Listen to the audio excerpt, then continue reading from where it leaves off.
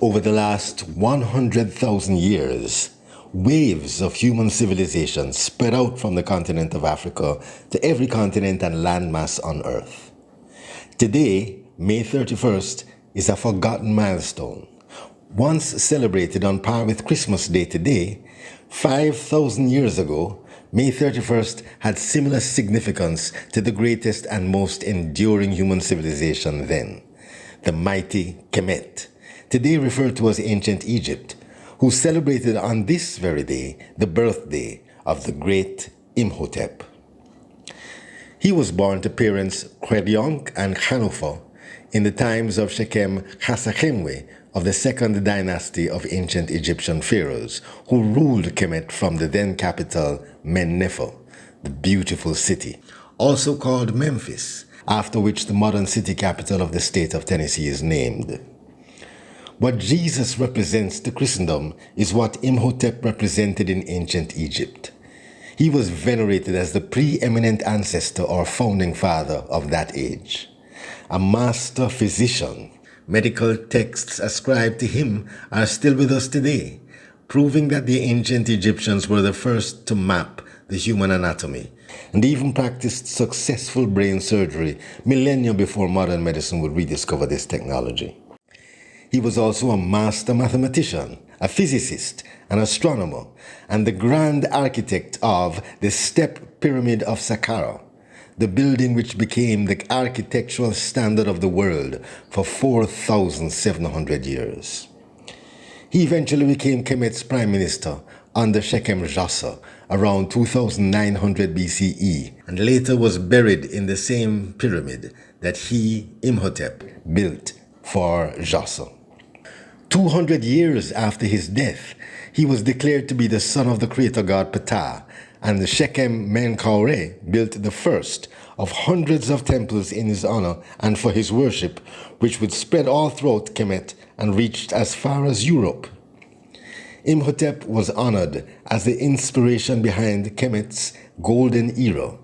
It was the institutions he built, the texts he wrote, the practices he initiated, the standards he set that sustained the earliest and grandest of human civilizations on the planet. To give context to the times of Imhotep, he was born 1,000 years before the oldest book in the Bible, Job, was written. For those unaware, Job was written before Genesis. Not Moses, not Abraham would have yet been born. This would be centuries before either the Hebrew Torah or the contemporary Babylonian Epic of Gilgamesh with its flood stories would have been written. Imhotep's time has been lost to modern civilization. When his memory was desecrated recently in the film by Steven Spielberg's The Mummy, there were no modern worshippers to protest, as would be the case if the name of Muhammad or the name of Jesus was similarly profaned today. What little we remember of Imhotep comes to us from the few pages that escaped the fires of the Alexandrian library, set ablaze by Christian invaders seeking to eradicate the black culture that preceded their own, which they found it necessary to demonize. Imhotep worship continued for 2,500 years, way into the times of the Apostle Paul. And with the decline of his fame, so did black civilization in every nation on earth fall under tyranny and oppression. By the days of Marcus Garvey, only in Ethiopia were blacks allowed self-rule. In every other nation on earth, they had become a subclass of humanity. Chattel slaves in the Americas, untouchables in India, despised all over Europe, and contemned in their own native continent of Africa.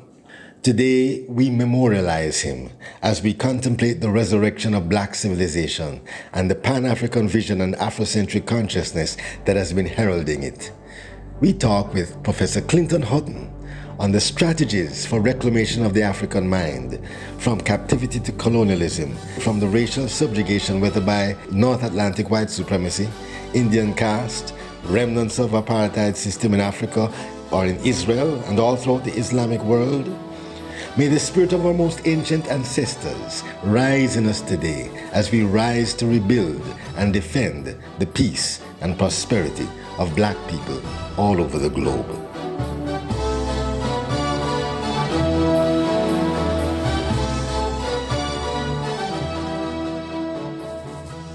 Hello, welcome to Professor Clinton Hutton's YouTube channel, and welcome to Exodus, Vehicles of Cultural Reparation and Repatriation, the creative design of rituals and institutions in the reclamation and nurture of Afrocentric consciousness.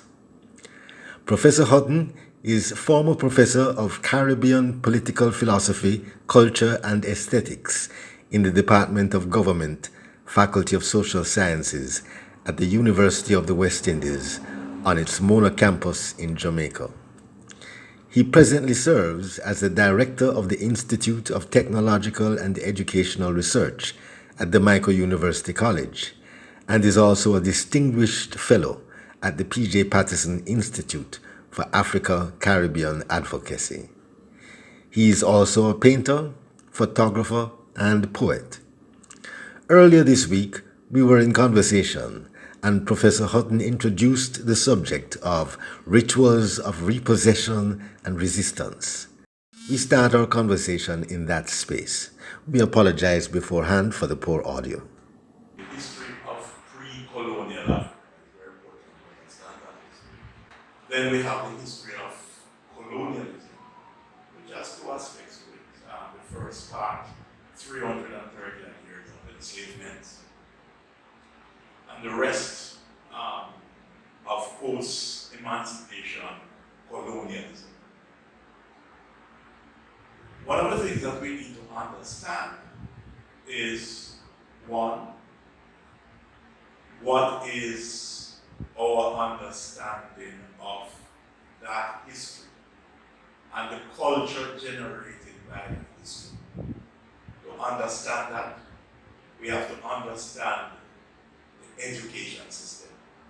We have to understand the pedagogy of enslavement and the pedagogy of colonialism more generally, but also the pedagogical response to these by the people who were colonized, by African people from different ethnicities, especially from West Africa and Central West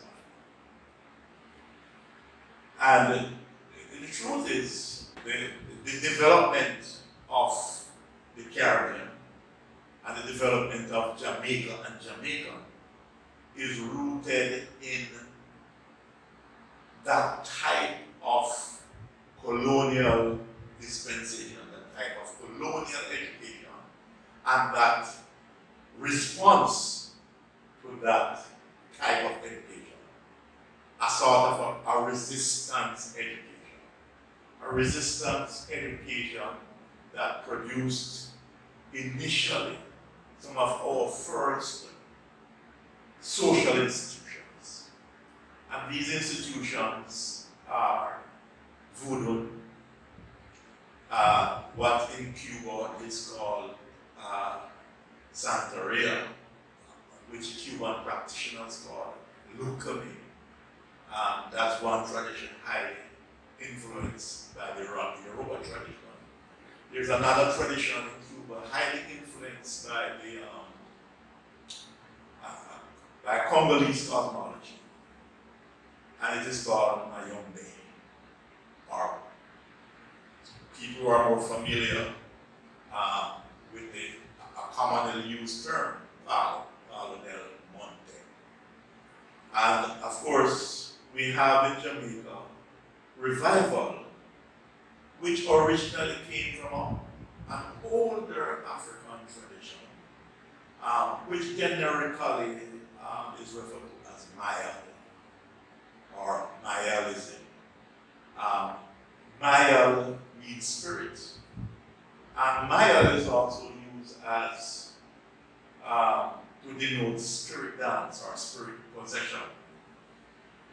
Though the issue of spirit possession is very, very important in the development of African resistance consciousness and the earliest expressions of Pan-Africanism in the Caribbean.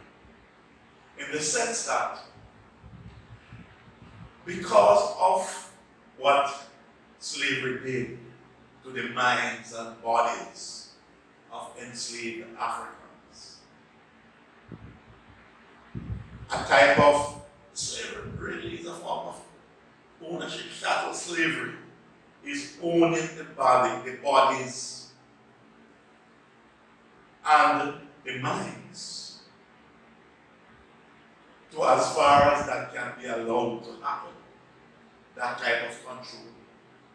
And therefore, what we have are the early beginnings of what I call the rituals of repossession.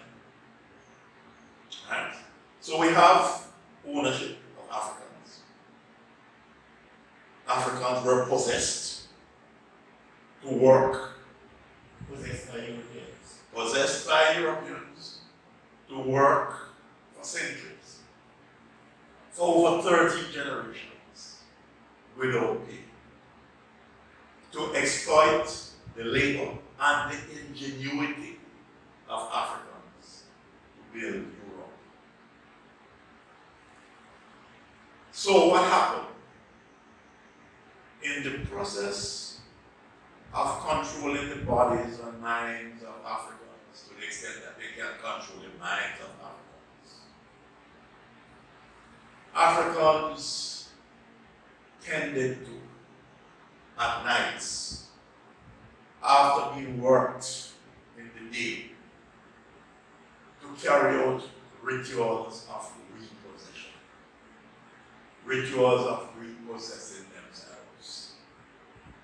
Rituals which sought to endow in enslaved Africans a modicum of sovereignty. Sovereignty over their bodies that were possessed, owned by Europeans. Very important to understand. And what Africans did was to develop these institutions.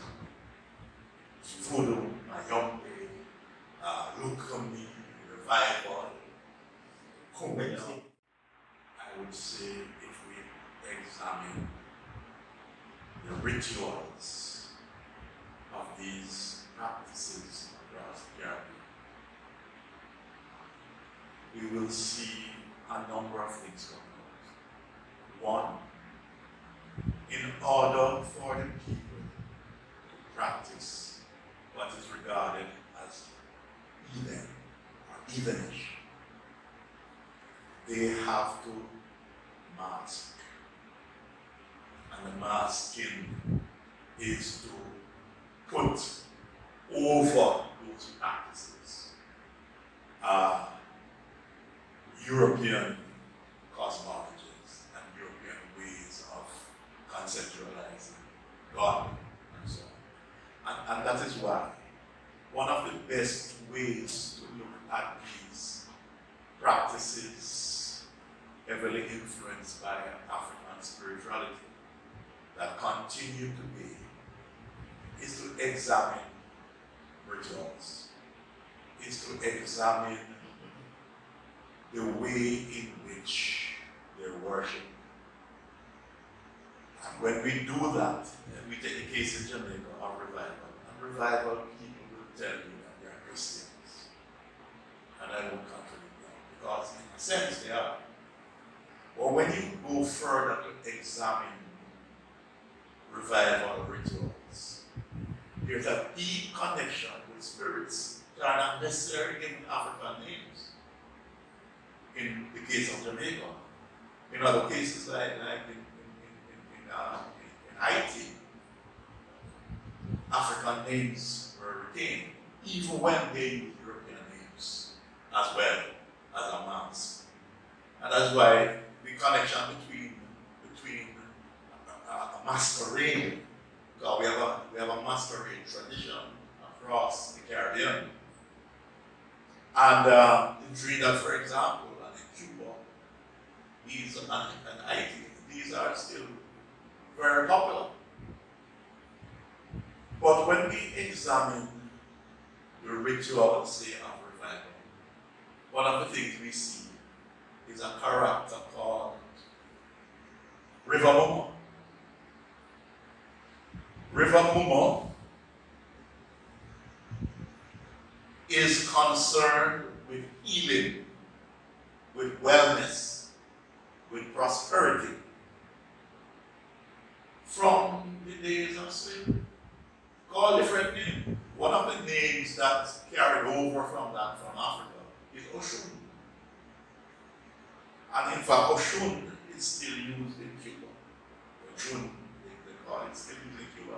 But you will have a similar goddess in Cuba, in Guyana, in Trinidad and Tobago. Take the revival. The revival embraced Christianity.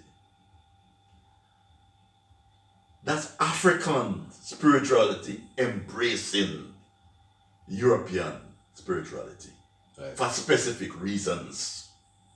And one of them to hide Africa, to protect it. Right? But when the East Indians were brought as indentured laborers to the Caribbean and to Jamaica. In Jamaica, I think it's 1845, the first shipment, you see? Mm-hmm. Shipment. Because there's a side to this that is akin somewhat to make a sort of a property. Because it's a commercial business. Not like slavery, but it was indeed a commercial business. People were humiliated, worked, all of these things, and forced to accept Europe as their location, their center. Their center. So what Africans did when East Indian came, Africans in their spiritual practice embraced elements of East Indian cosmology, of East Indian spirituality.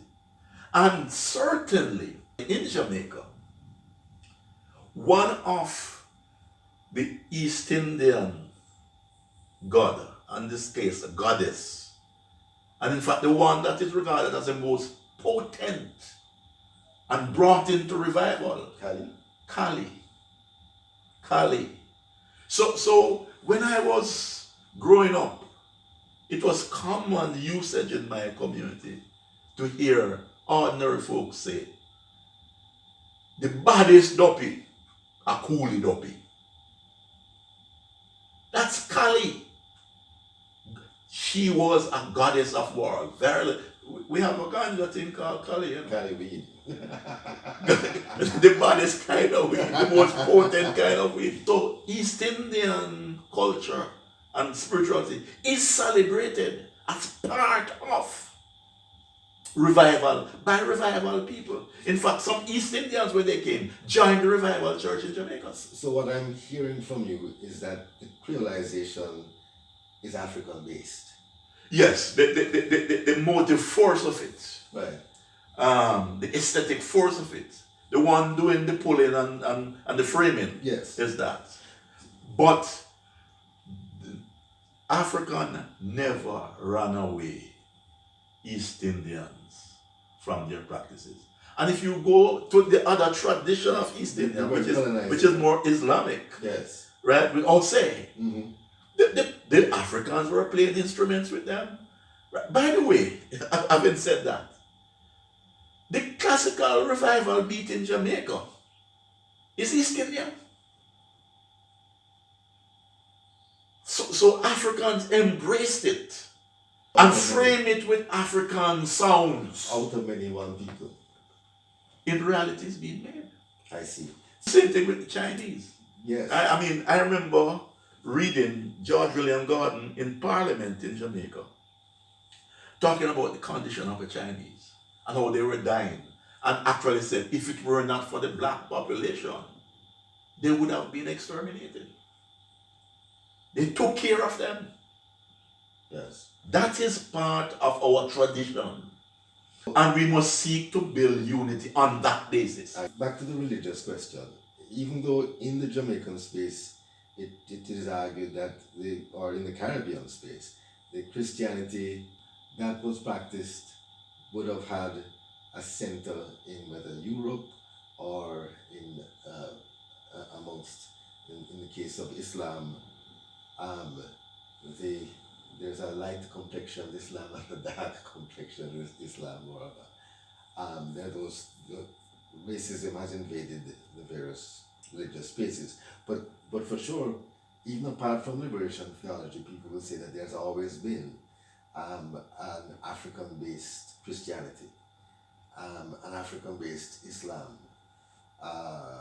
and even though that strain of Christianity came here late in the Ethiopian Orthodox Church, to somehow class Christianity as European spirituality would not be correct. Repeat that. To class Christianity as a European spirituality, or in the Jamaican space, it was so, but that there is an authentic Christianity that has always had an African base. Yes, and the earliest they were in the earliest Christianity. They were in Ethiopia and Egypt. Right.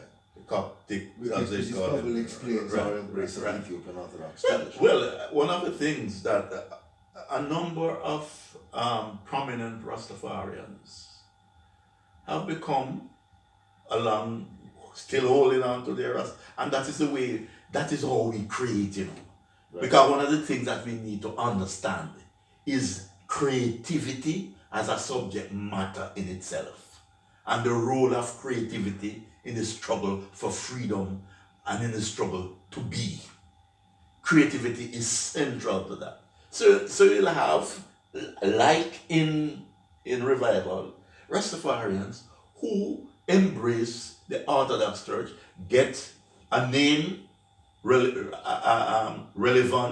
to that space, attend ceremonies, right? Not only that, they have also influenced the tenure of the Orthodox Church in Jamaica. Right? So you see the hybrid developing between Rastafari and the Orthodox Church in Jamaica. So it is human endeavor, it is human agency that is going to plot what is it we are doing on our journey. What elements? Precisely. In fact, so let me ask you, I mean, we've come a long way in our language, in our embrace of our language. When you say we, it seems to me that you're anchored very deeply in the African ancestors and their story. Yes. There are other Jamaicans who probably we've lost our way in some way, or lost our sense of that connection. Yes. And but it was the Jamaican mothers beating it out of you, saying, no, speak proper English. And so after a while you want to talk, but it's beaten out of you. And the same thing with church and education and law, and all of Yes. there's been all, so there's a battleground Yeah. for the soul of and the mind. Rex Nettleford, Yes. of beloved memory, called it the battle for space. Because he was very in tune to the issue of rituals. As a supreme intellectual, as an artist. Right? So the battle for space continues every day. But it could have been helped if people were more aware of meanings. When they see things, why it happened and why is it people are doing certain things. Right? With respect to medicinal plants and rituals around it and so on and so forth. So, but the education system is still problematic. Still problematic. One of the things in studying in studying pedagogy, education in the Caribbean, is to see what of Africa, what of the traditions of Africa held by our people that were weeded out, well, not even included, that were silenced by European education. And the question is, are we better for that? No, we are not better for that. We're certainly not. So one of the things that was silenced was the teaching about Africa. That was, in fact, we are barely coming out of it still. The teaching about Africa pre-colonial times. And the teaching about Africa wasn't a part of our education. Was never a part. Even though during colonialism, take a person like Theophilus Schultz, an African descended Jamaican who became a doctor, trained in Scotland, trained in Brussels, author of 2 volumes called Glimpses of the Ages. And he wrote other books and many articles. And lived for a while in the United States, went to Africa, went to South America. But in Glimpses of the Ages, he spoke to the Africa that is left out of our school curriculum. In other words, there were people from then, yes, not now, right, with me. There are people from then who were saying this is wrong, right, of course, that this is a disservice, that this is fettering our ability to become self-seeking, our ability to be sovereign, yes, our ability to love ourselves. He spoke directly to that, about people with college education, yes, who argued, who blamed God for the color of their skin instead of the white skin, for the texture of their hair, etc., etc. Yes. You mentioned love, and of course, And love. Of course, came to mind Robert Love. Yes, Joseph Robert Love. And yes. there were several others yes. at the time. Well, you have Edward Blyden, who was born in slavery. Yes. Coming from that tradition of an education that is centered around Africa and its contribution to human civilization globally. Yes. That the trod of Africa into doing certain things. That Africans alone did not benefit from it. That all Africa and all the world in areas of philosophy and mathematics. So these persons were talking about those things from those times. Robert Love had the greatest influence on Marcus Garvey. Yes. He said it. Garvey said it. It is through Robert Love's paper, The Jamaican Advocate, founded in 1894, that he began to publish articles from Theophilus Schultz, from Edward Blyden, from Robert Bruce, from all of these guys who trod that path, that intellectual path, that way of thinking, that epistemology. Yes. Right? It is true that Garvey, one of the main areas that Garvey's consciousness emerged. And in fact, one time he said that if Robert Love was alive, it wouldn't be E. Garvey that they would be gunning for, but it would be Robert Love. Right? So we have had this tradition in 1865, after the Morant Bay uprising led by Paul Vogel. There were followers or supporters of Bogle who advanced the term, and sure, it was much in vogue before that, but we have seen it in writing, in newspaper, who advanced the term black skin, white heart. That those who were battling the British and the plantocracy in Jamaica in 1865 uprising in Morant Bay, that there were people amongst them who fettered their ability to grasp of freedom earlier.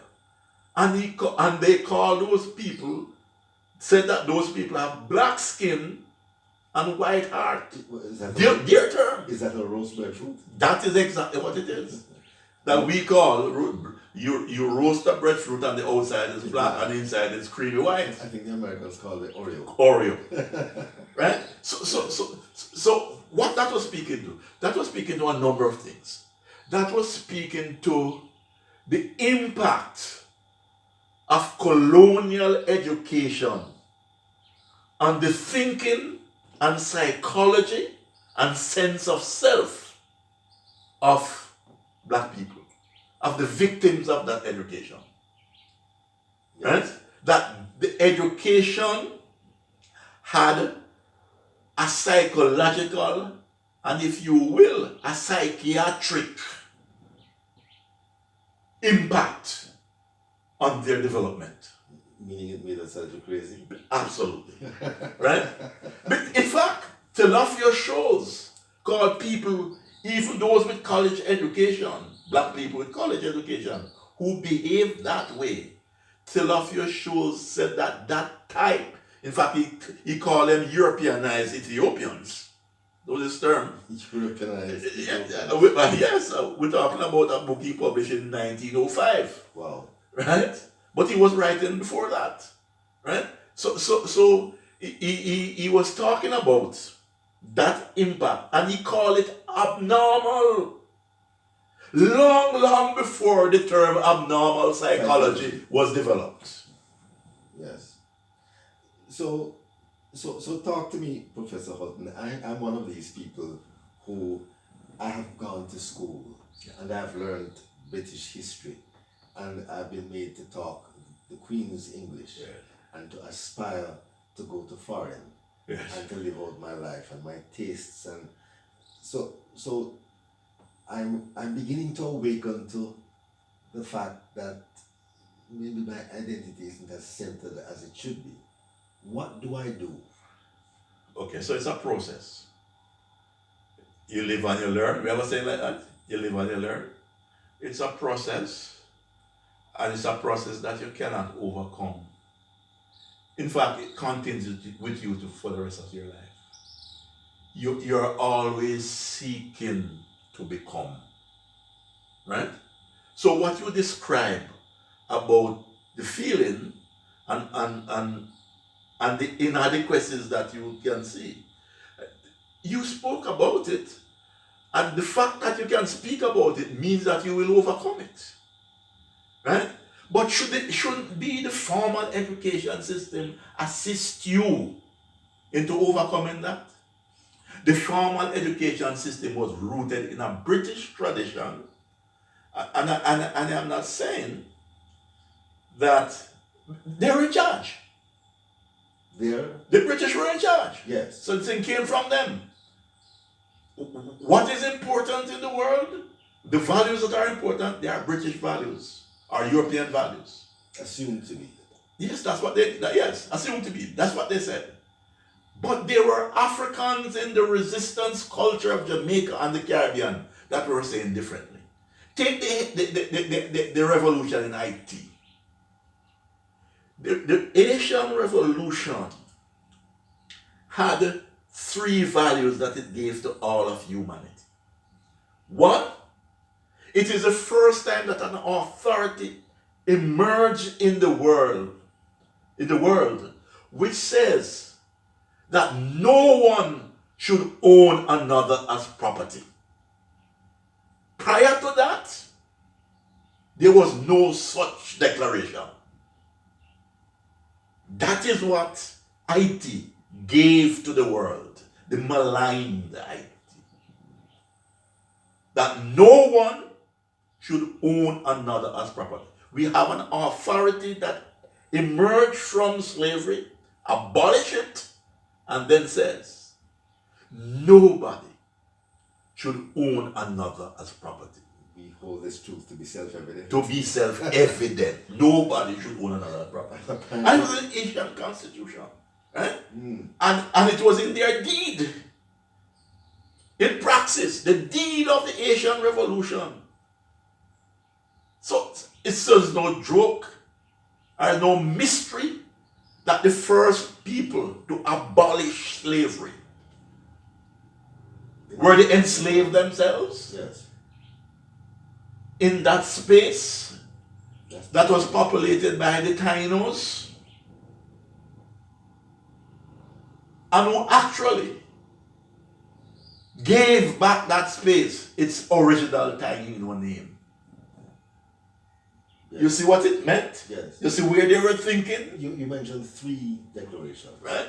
What were the other two? The next one is that all races are equal. And the equality of races must be the basis for justice. Wow. That's not a European thing. The Europeans did not believe that all races of people were equal. Evidently. At the time when those goals were stated, the Europeans were enslaving people. So you say that this is Haiti's gift to the world. That is Haiti's gift to the world. What is the third? The third value exposed by the Haitian Revolution is the notion that a people has the right to self-determination, to sovereignty, to independence. At a time when Europe was saying non-Europeans had no such rights, that people have the right to come in your land, take you away, enslave you, work you without pay, kill you if they will, rape you if they will, that you have no right to resist either. Because, in fact, they argued that is a European tradition. The European tradition argued that black people are devoid of the facility to construct freedom, to conceptualize it and to construct it. That was the argument. It wasn't just black people. It was right there from the beginning in the letter from Queen, the letter in the name of the Pope from Queen Isabella, in the name of Isabella Ferdinand. Oh yes. So Europeans, broadly speaking, right. What they feel. The right to rule. The right to rule. White right. As divine. Yes. As divine, as God given. Right? So Haiti answered that. Right. So of course, precisely. Haiti answered that. That the idea of freedom, that such idea could not emanate from intellectually inferior, inherently inferior people from the dark continent. The dark continent is also their designation, European designation, that freedom is a European construct. Freedom is a European value. And therefore, all insurrectionary activities against Europeans were deemed to be a violation of such sacred rights So, as in freedom. In fact, the Europeans argued that the most important freedom for black people is not freedom from their enslavement, but freedom from their Africanness. That freedom for Africans is not freedom from enslavement, is not freedom from the supervision of whiteness, but freedom from themselves. Freedom from themselves, from their being, from their interiority, from their devilishness, freedom from their zoological garden, to use a term used by George Hegel. That's what freedom is. And defined by the European. as defined by them. So, Right? And that is why to put down people fighting for being stolen coming was used with utmost terror. coming forward into the present and future, Yes. as as we would say, a luta continua, Yeah. and even beyond our present notions of race, but back into the understanding of peoplehood. Yeah. The world is back at this space where authoritarianism is again rearing its ugly head, and the right to arbitrarily for power to dispossess and therefore possess the lands and the culture of peoples. That again is rearing its head. Now that the weak must get strong, they said, oh, what a tribulation. That's what is happening. The weak asserting their space, Yes. and they're the center of power. Saying, this is tribulation. We can't allow that. We have to kill them all. Right. Kill all the brutes. As they said one time. Final solution. So you've spoken about resistance and repossession rituals. How do we strengthen ourselves in the face of this modern continued both cultural and political and military onslaught of this dehumanizing and intimidating and dispossessing forces, these forces? How do we resist? What can we do? Yes. It's in the education system, formally and informally, to be strengthened. The informal system is actually better than the formal system. What do you mean by informal education? Informal system coming out of the communities, out of the folk cultural tradition. Okay. We have had a pedagogy coming out of that served us well.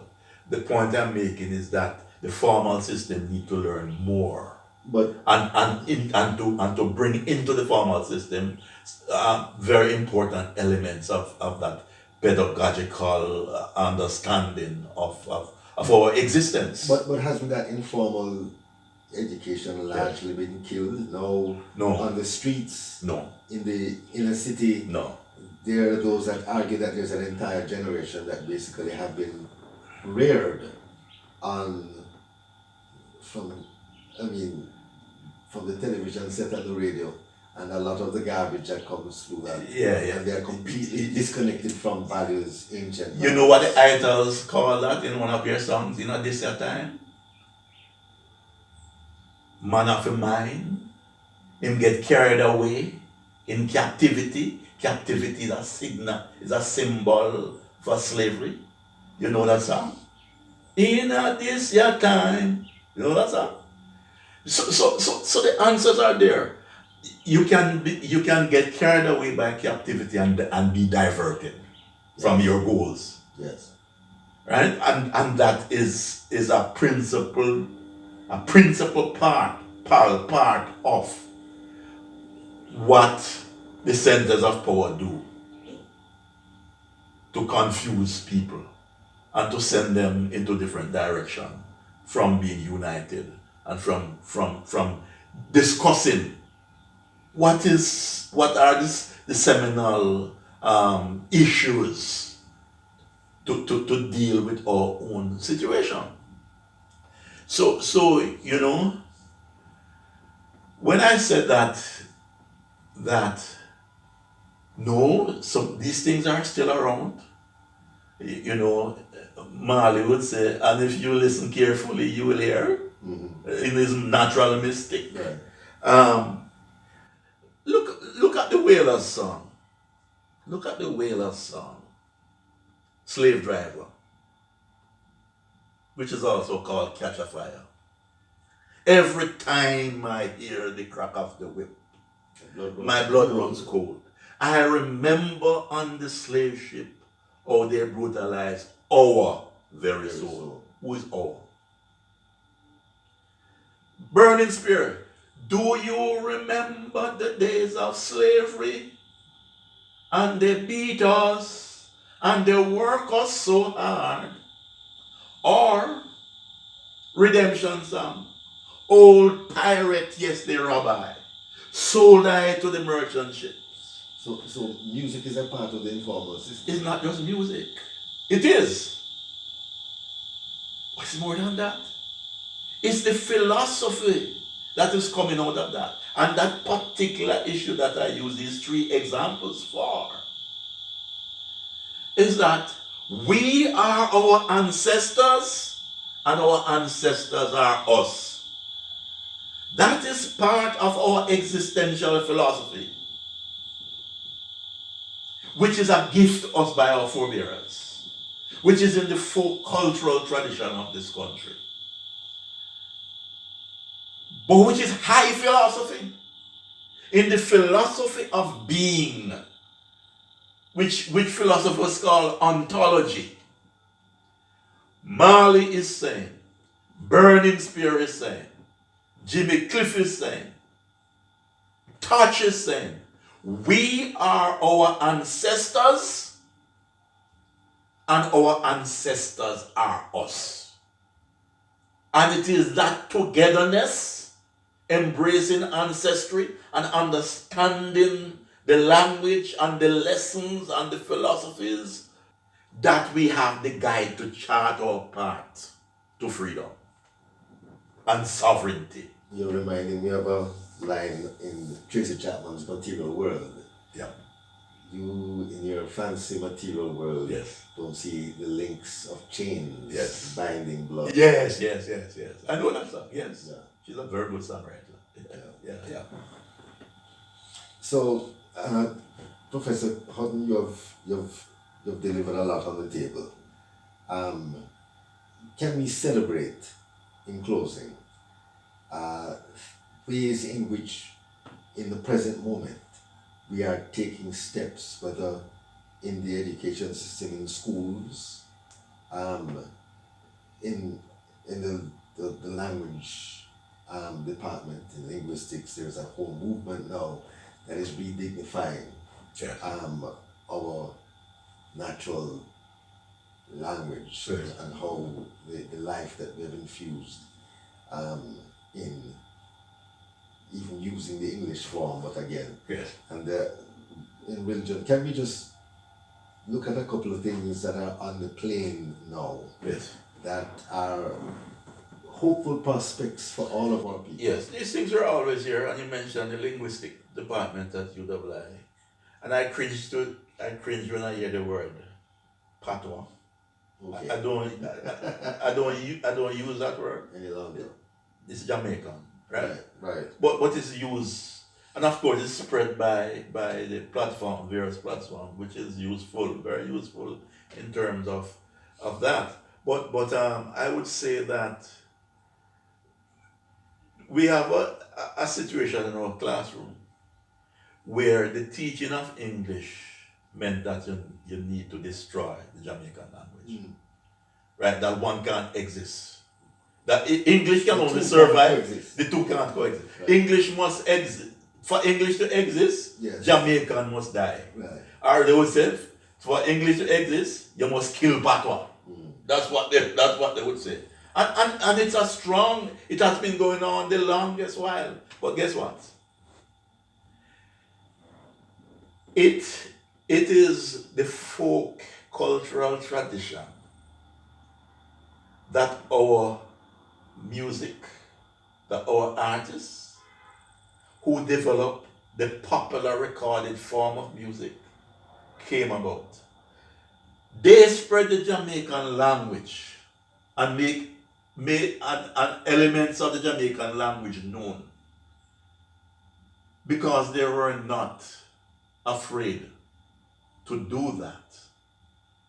And they did not feel guilty that they were doing something wrong and that they were not proud of the language. Right? You mean they were proud of the Of course they were proud of the language, but the point is that the Jamaican middle class, with its European pretentiousness, and I'm saying that generally, but it's not all Jamaican middle class people are like that, right? And then you have middle class people. Well, all middle class people emerge from the cane piece, as Rex would say, right? But the fact of the matter is, the Jamaican middle class, as constituted, could not have developed Jamaican popular music. Could not have developed mento, ska, rocksteady, reggae, dancehall. Again, the creativity is African based. Absolutely. Has all of the other elements Absolutely. mixed, but it's of an Right. African base. So we have the music, and to say as well, even English, it depends on how you use it. Right. Because we cannot use things in the same way that the oppressor used them, and meanings in the same way. Right. And therefore, I am proud to say that the Caribbean has developed a literary tradition in Caribbean literature that is on top of the world, that we should be proud of. Our literary agencies, men and women who have written stories. In fact, it's one of the sources. Like our music, literature is another source of Caribbean philosophy. Right? And therefore, we need to pay more attention to that.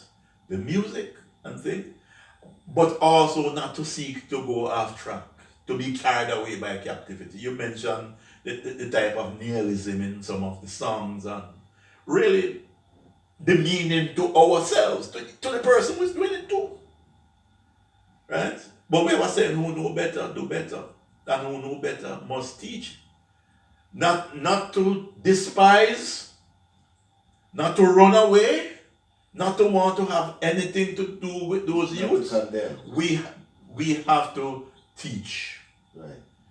We have to use what they say to understand why they are saying these things, because the song also express their own morbidity, their own sense of alienation.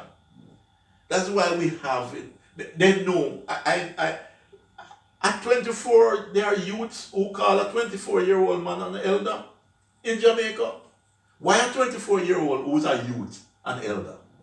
Because many of those people saying that know that they're not reaching age 24. Right. It's either they are killed by a gang, killed by themselves, or killed by the police. So that profound alienation we say, I'm born for dead. Me done dead already. Me can't dead anytime. Those are symbols and expressions of profound alienation. And we need not alienate the youths further by just a broadside condemnation and not meeting them where they are to bring them to a better plane, including knowledge of ancestry and knowledge of their own potential and power. Wow. Yes. Well, on that note of reaching the let me see if I can gather what I'm taking away from this rich conversation. Certainly among the first ideas, rituals of repossession and resistance. I'm recognizing that you see the story of the Jamaican people within the context of the interplay of two intentions, one to conquer, the other to survive. and that we can't throw away that story and just invent a new one. We have to have some kind of continuity, which says, and the next thing that is really coming out is the sense of, yes, we are out of many one people, but that story is based from an African space. It is based in an African spirit and African creativity. It does embrace all of the many strands that have become a part of that struggle and interplays and exchanges. I think that was a very powerful idea I'm taking away from it. But, and again, I guess that last idea, the idea of creativity. When you mentioned in the three declarations of Haiti, Yes. That the sovereignty of people, the ideas now that have really become universal. In fact, they are found in principle of the United Nations organization. Yes, Those three principles. yes. Haiti gave it to the world. So we do have a legacy that we're leaving and a gift that we're giving to the world that we don't need to be ashamed of, that we can stand proud. And on this day, the day that remembers perhaps the greatest institution builder that Africa has given the world, and the greatest light towards civilization that has been imparted to mankind. It is good to remember who we are, where we're coming from, and where we're trotting most assuredly onto. Thank you so much, Professor.